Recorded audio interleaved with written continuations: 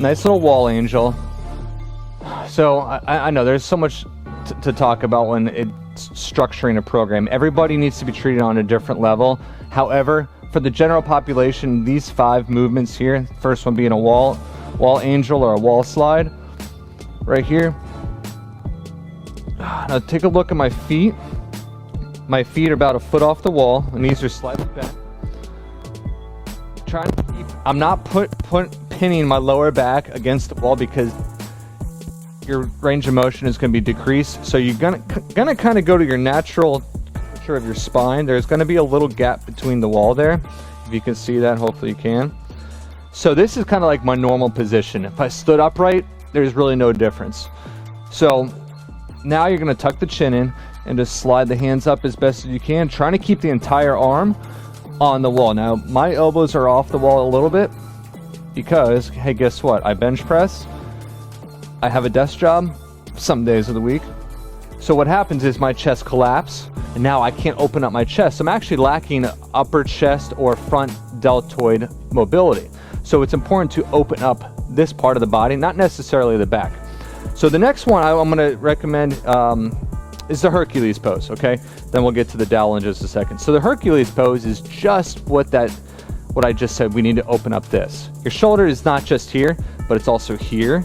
You know, it's all connected throughout here. So the Hercules pose right here, round, open up, look up to the sky, round forward. Take a look at my hands, palms open, and back. Okay, so now look from this position, opening up. I'm exaggerating the extension in the back. Now that's going to open up this area right here. So I'm able to open up my chest, which allows my chest and my arms to move a little more freely. Okay, let's go overhead. I love this one.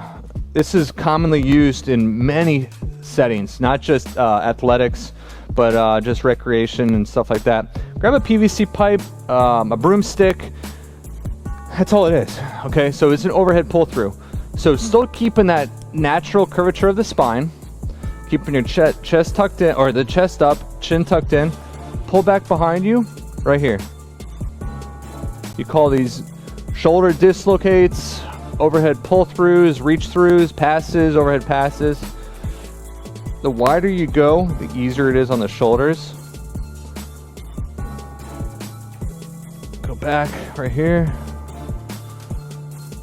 Nice and slow. I'm not trying to crank on it. I'm trying to open up my arms freely. Again, that's the whole idea with mobility. It's going to be uncomfortable. There's going to be a little bit of discomfort, but you need to kind of work through that and ease off to the point where you can actually do this successfully. All right, so let's get 2 more. Let's go to the floor. So cat-cow. There's actually 2 positions, yoga positions, that I highly recommend you to use. One's a cat-cow and the other one's a modified down dog. So let's go to cat-cow. Keep watching my shoulders, okay? So now, not just the front, but I'm also going from front to rear of the shoulder. So see here, retracting those shoulder blades, extending those shoulder blades. I know cat-cow is a little different because it's more emphasis on the spine. So this is a modified shoulder cat-cow. Deep press down, elevate up, full range of the motion, okay? Nice and slow. Okay, next one is modified down dog. This one's gonna be with the knees bent because a lot of people just have tight hamstrings, and if you don't practice yoga, this one's gonna be very challenging. So this one's more of the top of the shoulder, okay? So down dog right here. Knees are bent, tuck the chin. You're trying to bring the chin to the chest. An official message from Medicare. The Johnsons cut their prescription costs, got extra benefits. Really? Comparing plans pays. Use the new plan finder at Medicare.gov. Medicare. Sink down. You can even twist a little bit side to side. Don't expect to hold this that much because it is challenging. So, tackle it in bits and pieces, okay? But keep the knees bent as best as you need. Sink down. You're trying to pull those arms behind the body there. And don't be surprised, again, if you have one shoulder that says, ouch, that really hurts. That just shows you that shoulder, that part of the body is lacking mobility and needs to emphasize, and you need to emphasize these movements there. All right, so out of those 5, if you follow this little 5 exercise routine, you're gonna see some good things happening to your shoulders. It's not guaranteed because the shoulders are very delicate. Like I said, there's a whole bunch of stuff going on in this area of the body.